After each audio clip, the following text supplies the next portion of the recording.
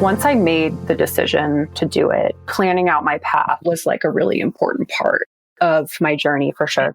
If I was going to make a career transition or pivot, I was going to have to like really plan accordingly because it could be really easy to just fall off and lose momentum. Hey there, and thanks for listening to the Beyond These Clinic Walls podcast. I'm your host, Julia, a PT turned product professional, joined by my delightful partner in crime co-hosts, Emma. This is my tribe. This is how I think. And Emily. That is the best getting into PT story I've ever heard. Founders of the Clinician Transition. Each episode, we interview former rehab professionals who have leveraged their clinical skills into non-traditional roles. I invite you to come hear the journeys, follow the career paths, and learn about the opportunities beyond these clinic walls.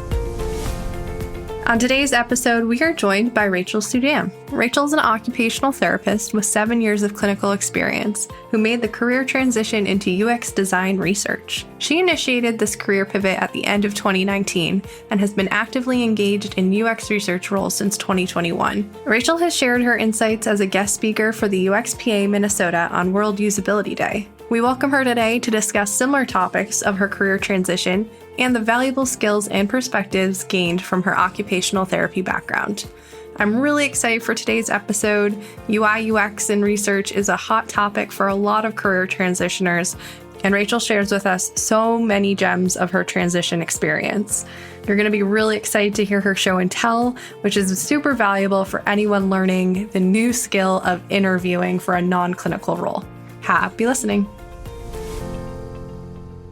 Well, Rachel, welcome. Welcome to our show. You're our last recording of this season, which is exciting. Oh, congratulations, you guys. Thank you.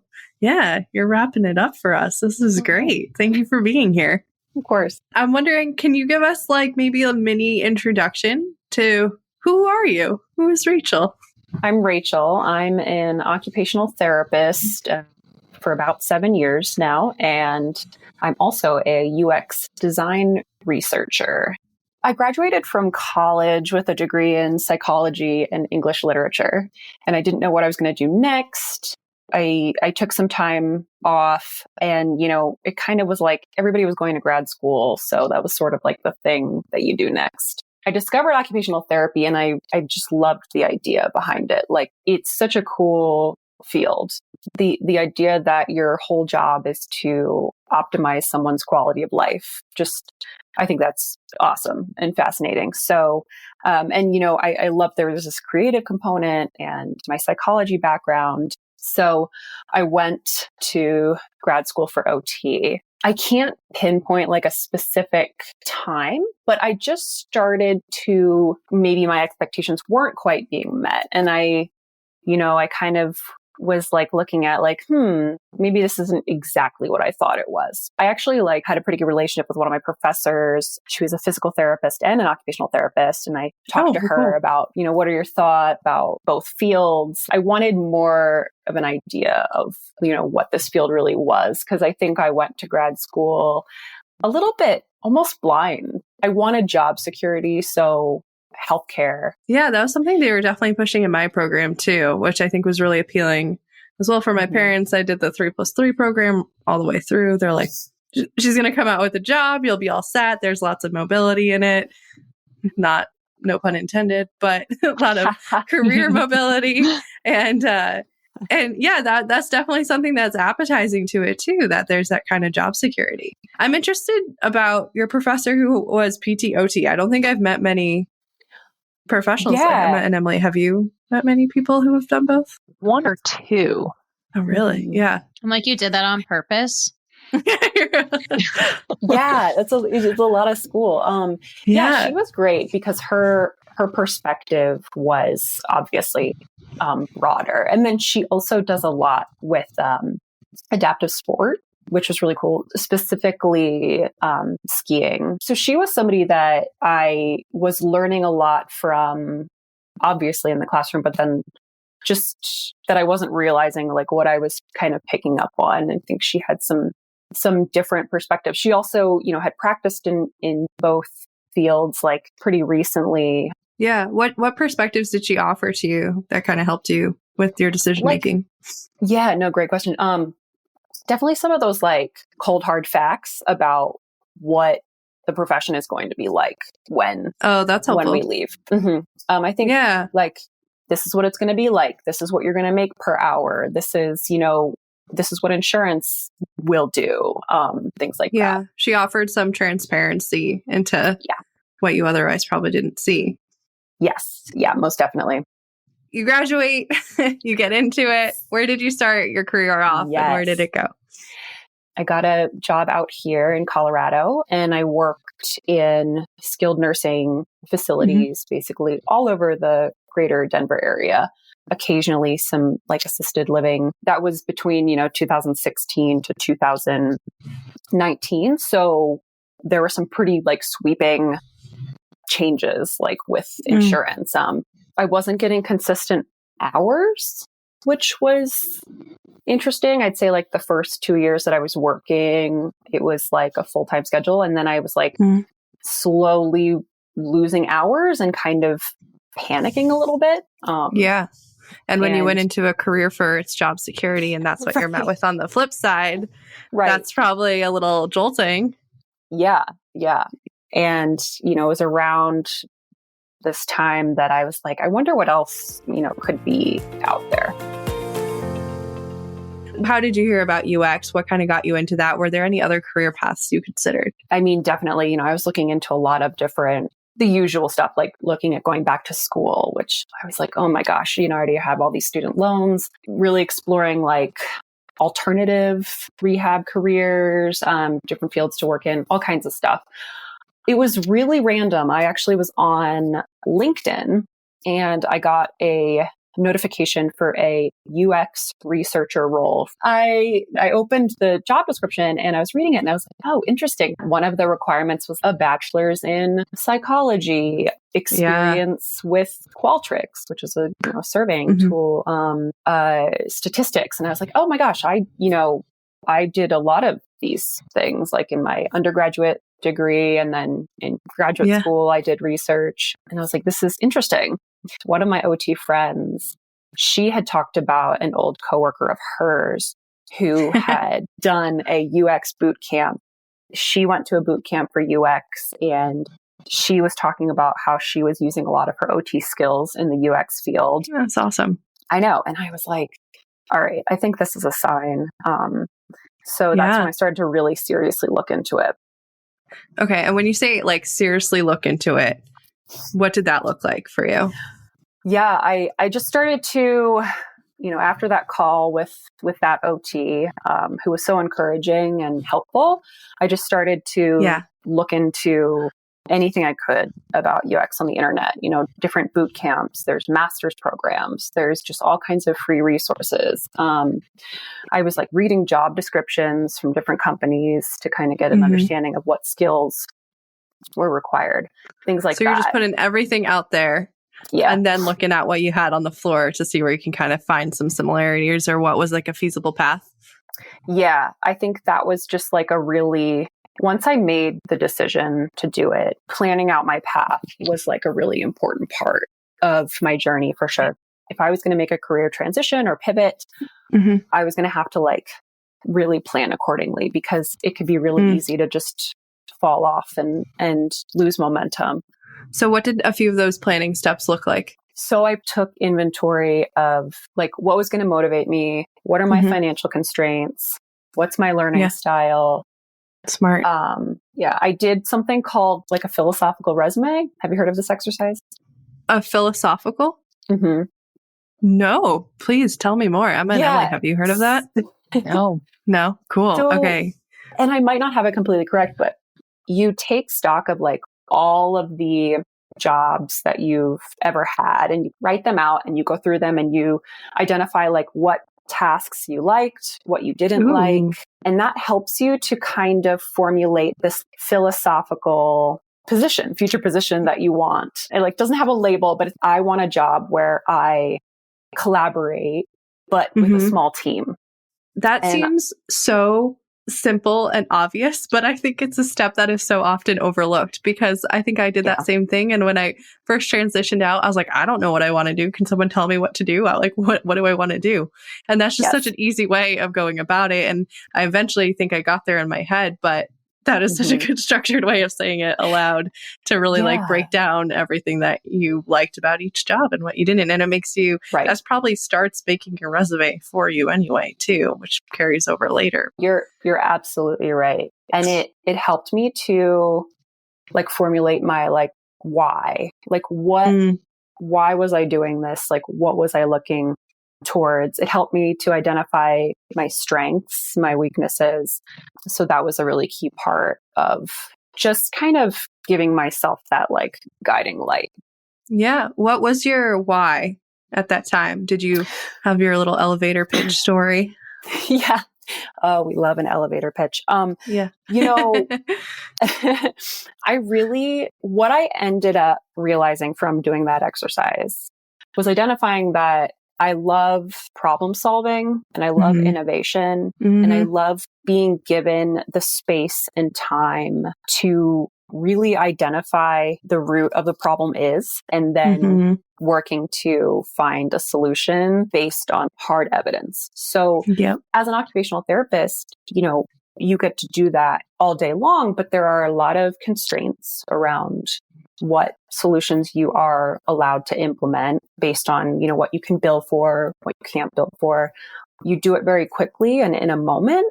Sometimes I just like to take a beat and kind of think on something before I implement a solution or an intervention. In OT, it's tough to do that because you have that productivity clock running. Yeah. Constantly. In school and on paper and in research, you have that time to do it because you can go through all that. But then you get to the clinic and you're like, how can I run? You know, I want to practice evidence-based practice, but there's all those constraints that do it. So I can totally see that. Absolutely. Yeah. That was a big why for me. I wanted to be in a space where I was able to do what I felt would be my best work. So now we have this build up to the career change. We have your why. And so what did your path look like? Did you go for a boot camp? Was going back to school feasible for you? What were the next steps you took? Going back to school just was not feasible. So what I ended up doing was shopping for boot camps, and I chose one that allowed me to complete the curriculum completely remotely, which like back in 2019, this was before, everything was remote. Pandemic and everything. I wanted something that I could do remotely. I wanted something that I could do at a part-time pace. Wanted to have deadlines and some form of mentor because I knew that I needed to be held accountable if I was going to get the work done. And I also just learn well when I have someone to talk to. The program that I chose had a job guarantee. So that's nice. I've seen those. Yeah. So it was like, if you opt into that and you follow all of the rules and you don't have a job after the 6-month period, you can get a refund for the program. So did they also offer it where if you landed your first job, they took like a percentage? No. Because I've seen some formats like that too. Okay. So that was just the like money back guarantee almost. Yeah. Yep. That's nice. And so, so that was another motivating factor. Yeah. I was like, if I can, either I'll get a job or I'll get this money back that I'm investing into this. So that was really important. So can you break down some terminology for me? So you have UI, you have UX, and then you have UX research. Can you give me a little spiel into each of those categories? And then, we'll start there. I feel like I have to caveat that with like, I'm still not an expert, but no worries. So, you know, whoever's listening to this. So user experience is really focusing on usability and functionality of a thing, whether it's, you know, like a tangible product or a digital experience. How can we optimize the experience based on the user's needs. How can we solve the user's problems? UI is going to be more focused on some of the like aesthetic components of something. There's obviously overlap, but UI, it's going to be more color, typography, font, some of those more like specifics on the aesthetic of user experience. Research informs user experience design and UI. So you're doing this research, and it's not research in like quite the like academic sense. It's not this like heavy, long process. I mean, you're not doing a poster presentation at the end of CSM, not as being much. this is Rachel, tell me a little bit more, maybe like an example of some of the research that you do. Do you do some like A/B testing, or what kind of stuff do you do? Like a lot like OT, I feel like, UX professionals, it's very context dependent. So I work in the utilities sphere. So I work for an energy company. A big project that we worked on was implementing like a mega navigation.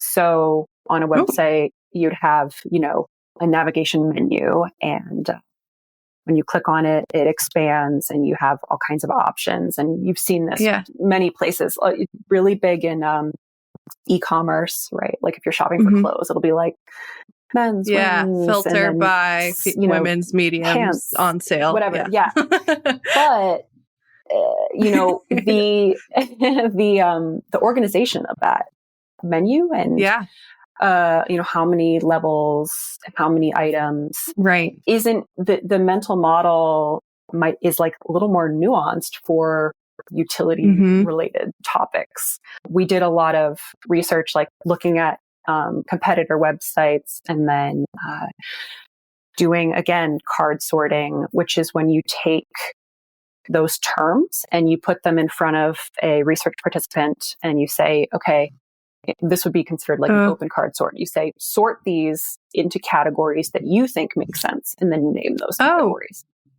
Yeah, that's really cool. So through that, there's software that analyzes all of that, and through it's called a dendrogram, and then you kind of come up with like what the most logical grouping of these items should be based on. It's time for the show and tell. Woohoo! Give us a little overview on what you're going to be presenting at your show and tell today. Yeah. So one of the biggest hurdles that I had to overcome in my journey was really learning how to interview effectively. I feel like wasn't a skill that I needed to hone, which was one of the great things about healthcare. Your interviews are generally not very stress inducing, and you have those credentials because you've graduated from the accredited program, you've passed the board exam, you have references from your clinical instructors. So interview is kind of a smaller piece of getting that job. Whereas in tech, it's a much larger piece and almost a performative piece. So, definitely. So I had to rework my process a few times to get it right. What really got that idea into my head is I had this amazing opportunity. I networked with a very smart user experience researcher that I was just put into contact with. She just was excellent. The first time I was connecting with her, I was like talking about, where I was in my journey. And she's like, why don't we do one more 30-minute meeting and we'll do a mock interview? I had never heard that before. And I was like, oh, okay. And she's like, I think this will help you to understand, what it's like and how you have to be answering these questions. So when I did that, she hammered me and, no mercy. I was no mercy. And which was such a valuable experience because that's great. Yeah. Yeah. I mean, so in that way, it was like this rehearsal, and you have to practice the skill of answering questions within a framework in a way that's engaging and sequential and logical. Yeah. And you have to rehearse it, but not seem like it's been rehearsed and still have a conversation and not be too sweaty, which was my problem. Yes.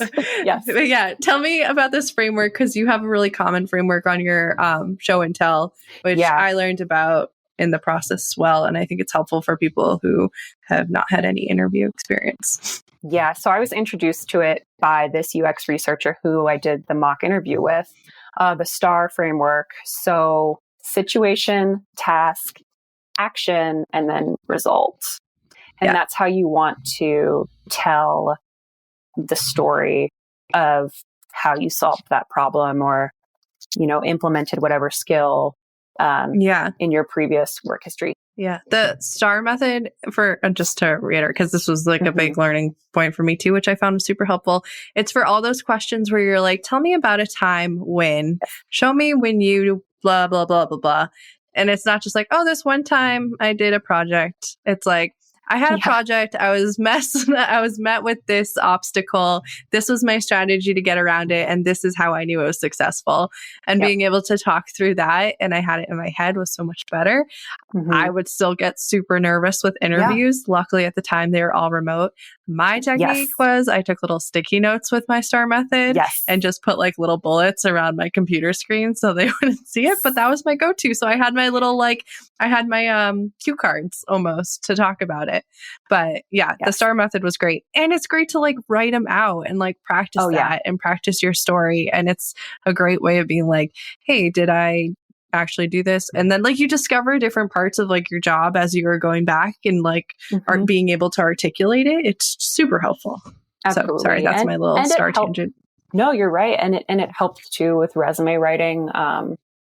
But I'm really glad that you said that because, in my list of tips, I mentioned that too. Like if you're doing remote interviews, there aren't any rules about, what you have on your desk, what you have posted up. Like give yourself some hints, some clues, like use that to your advantage. Tell us a little bit more. You have some other great advice on here. Pick out action items. One of the things that was really helpful for me was to, in interviews, when I would prepare for the interview, look at the job description and pull out from like the job duties section, what some of those action items could be for that STAR framework and directly speak to one of those actions that I would be performing in this future job and relate it to something that I've done in my past job. So it's a great way to like get the ball rolling. Like you can almost give yourself an interview for the role just by looking at the job description. Yeah. It's like using the test to take the test. Exactly. Keep going. Tell me more. What else you got in here? This is gold. Yeah. I mean, like, again, with these remote interviews, if that's the opportunity that you get, use your, I like call it like OT yourself, for occupational therapists out there. Figure out some of those little hacks. For me, it helps me to focus if I have something to fidget with, and nobody's going to see it, on the screen if you're just holding your Rubik's Cube or whatever in your lap. That's huge for me, taking in auditory information and then being able to like verbally output a coherent answer.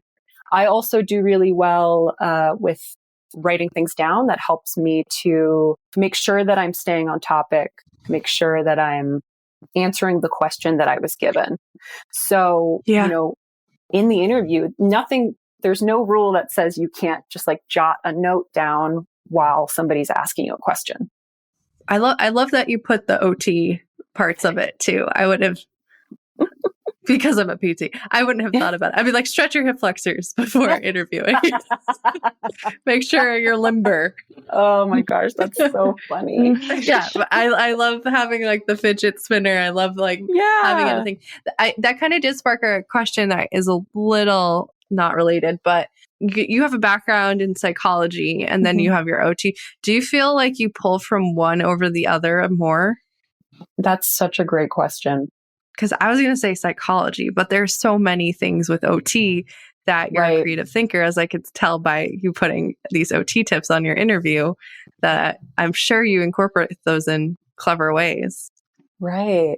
I mean, it's hard to say because there is so much of that psychology in the occupational therapy degree. Like the OT degree is, a lot of human behavior, a lot of human development, cognitive science. I don't know. A little bit of a toss-up. I think so. And they kind of, complement one another too. So they do.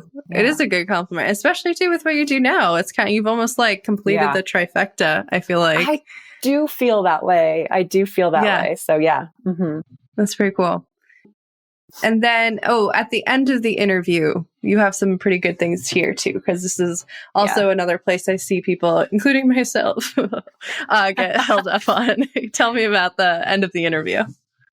You have this really unique opportunity where you've gotten the interview, you're sitting in front of someone who either has the role that you want or knows a lot about the role that you want, works directly with what your future role would be. Like, take that opportunity to ask questions. They're going to have like invaluable insight for you if you're trying to transition in your career. So I tried to really take advantage of that. I kind of, because interviews are hard and they are work. So to kind of amp myself up for them, I'd be like, hey, this is one more opportunity to network. This is one more opportunity to learn something that I didn't know before.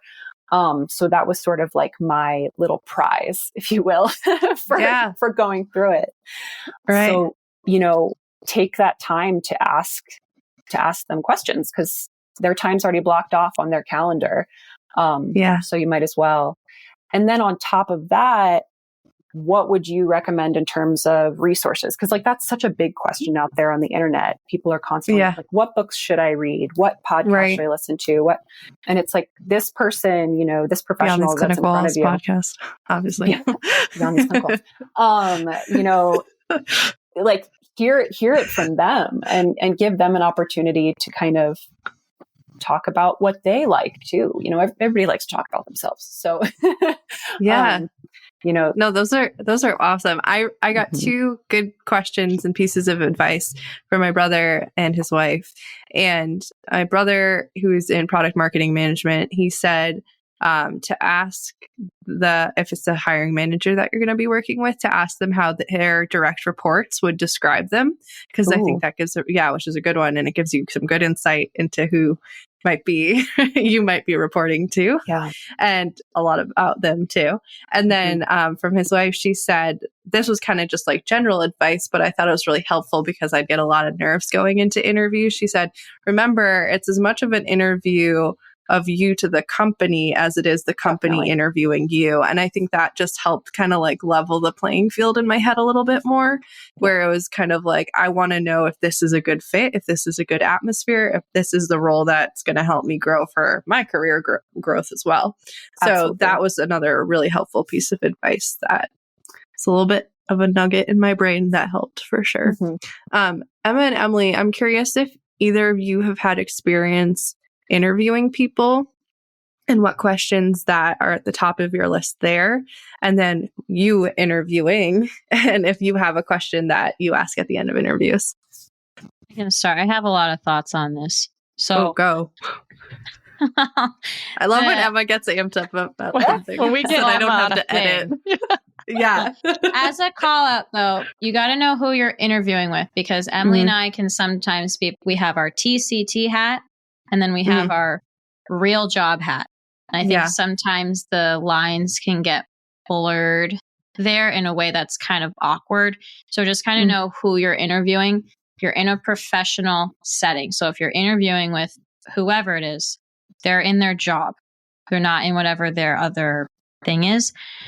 So asking if they don't get the role, asking for feedback puts that person in an incredibly uncomfortable position. And most likely their HR team has actually advised them not to give feedback for liability reasons. So I really like how Rachel has it, where it's you're in the interview, you have them there. What's one piece of advice you would give a career transitioner like me? That's perfect, because that's basically asking for feedback without putting that person in a really, really uncomfortable position. Smart. And then back to the question about the books, podcasts as resources. Someone you could tell they now work for us. They were so prepared for the interview. I've taken this course. Not necessarily a boot camp. I just took this LinkedIn learning because I went on your group and I did all this networking, and I know these are the things I need to know for this role. What am I missing? Oh, smart. And I'm already like pretty blown away. And I said, well, we do use this piece of software you might want to check out. And the next day I get a lovely thank you note saying that they've signed up for a course to learn that software. Yep. The first thing I'm doing is sending a screenshot to the person who actually makes decisions that we need to hire this person. That asking for what's missing or like what your advice is, that's a good one too, because then that's another way of getting that feedback without asking for feedback directly. And just because this isn't always the case, informational interviews, quote unquote, real interviews, you've got to show up prepared. So showing up and asking, what does your company do? Or asking things that you can easily find on LinkedIn, you're kind of done pretty much at that point. What do you think, Emily? I don't want to ramble. I loved all of those points that you made. I really loved what resources, because then you can show that you're good at following up, like you mentioned, Emma, and it gives you an excuse to get back in touch with that person and keep your visibility with them. And then I loved this one. It doesn't apply so much to prompt because, my team hires PTs, OTs, and SLPs, so we already know a lot about that profession. But if you're transitioning or interviewing for someone who's maybe surprised that you're interviewing for them, this question, did you learn anything new or surprising about my current profession today? I just love that. Like, it's like an advocacy thing, gives you a chance to almost like give a rebuttal of like, oh, why are OTs, interviewing for this? Well, this is why. Ooh, that's good. Yeah. I like that one.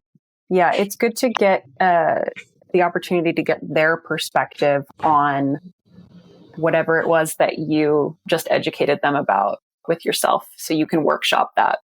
And thank you notes. You gotta write a thank you note. Yes, please. Of course, What's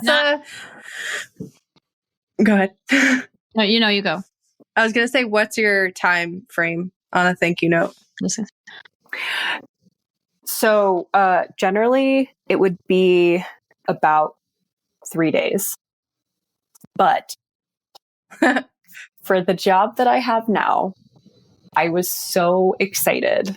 I really wanted to work for the person who interviewed me, truly and genuinely, because he's an amazing human and he has this energy and, and so I only waited, probably about 24 hours. Because I normally do within 24 hours. Okay. I don't know. I've had them right away.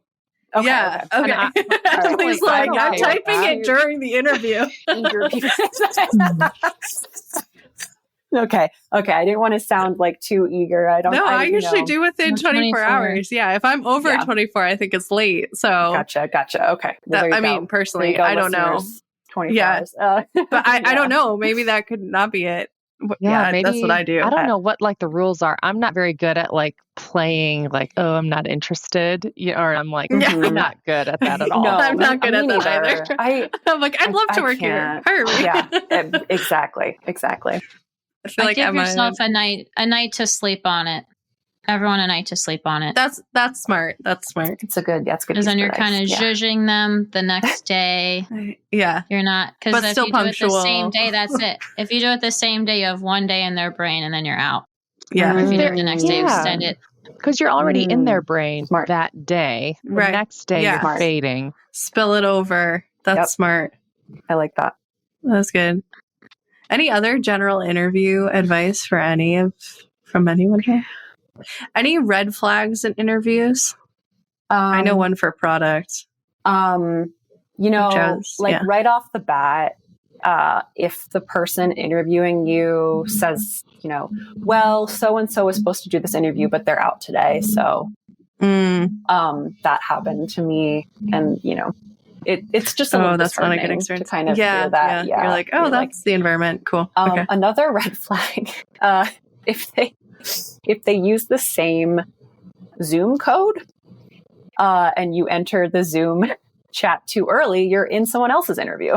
So did that happen? Yes. Oh yes, no. Yes. So that is wow. awkward. That is super awkward. Planning. Mm-hmm. No, that's like on The Bachelorette when they're like talking and they're like, can I borrow Tom to just go outside? Love it. Yeah, like, okay. Yeah. Got the wrong girl. Exactly. Oh, that's so funny. Oh, wow. That's for a product. One question I ask them if, and everyone I interview, because usually it's like 7 interviews, I ask them if they can explain their product.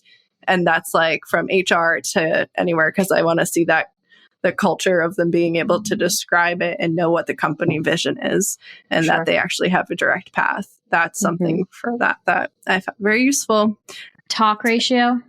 So if you're it may sound weird, but if you're the interviewee and you're doing all the talking versus you're getting them, if you can get them to talk about themselves, to Rachel's point earlier, people like to talk about themselves. If it's more of a conversation versus I'm going to ask question 1, give me the answer. I'm going to ask question 2, give me the answer. They're just going through a checklist at that point. Yeah. Trying to get versus this banter back and forth. So I think statistically, how do you break into 60%, that, Emma?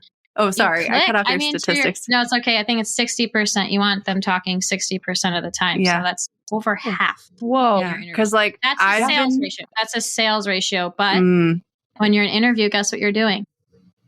Mm-hmm. You're selling yourself. Yeah. I love that. That makes sense. So Emma, because I've been in interviews before where the person has a screen pulled up and they're like, tell me about a time when, and they're just going through it.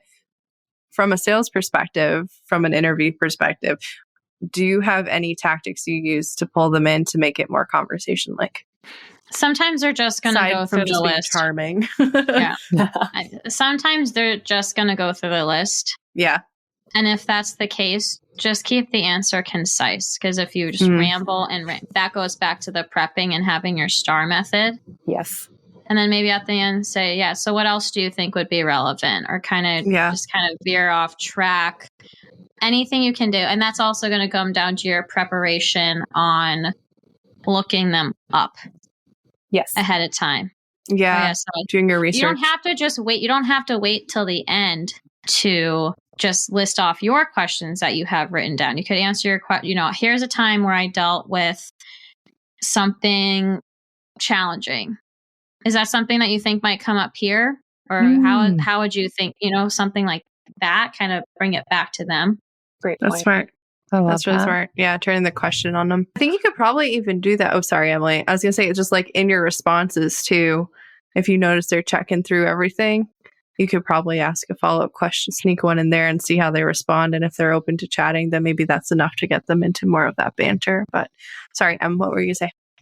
Oh, I was just thinking about that ratio and I was thinking about myself. One time I interviewed for a PT job and the interviewer actually talked the whole time. And I was like, how do you even know who I am now? Yeah. That's that was kind of a red flag for me. And they were like, you want to work here? I was like, you don't know me.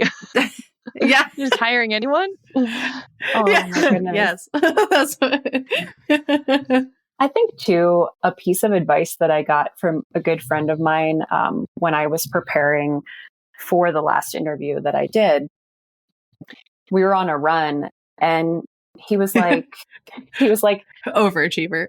I know. He said Preparing my career transition while exercising. Good for you. Get after it. But yeah, he said, he's like, remember that you already have a career. That's really important. Don't be too intimidated that you might not know everything about this new field. You've already shown that you have a successful career. You're obviously a good employee. That's really important. So remember that. And I think leaning on that, it helped my character to come through a little more. You know, I wasn't so like frantic about trying to make sure I have exactly the right answers. I know we as, you know, therapists, like, we're very accomplished and very educated and very capable. And that is just so quickly forgotten when these career transitions start. And you know, I talk to so many OTs, and I'm like, you have a master's degree or a doctorate degree. The work that you've done is incredible. Like, don't let somebody intimidate you. You have so much to offer. So that was really important for me to hear. That's great advice. And I almost want to end on that. That's like a perfect little wrap up right there. Rachel, thank you so much for being on today. I appreciate it. Great show. Thanks to everyone for listening to this episode of the Beyond These Clinic Walls podcast. As always, be sure to follow us on LinkedIn and Instagram at Beyond These Clinic Walls for all the latest updates and episode releases. Make sure to join the Clinician Transition group on LinkedIn and Slack to be part of the networking community for like-minded rehab professionals. Questions, comments, concerns, or do you know someone who might make an excellent guest on our next show? Reach out to us at beyondtheseclinicwalls@gmail.com. And as always, thanks so much for listening.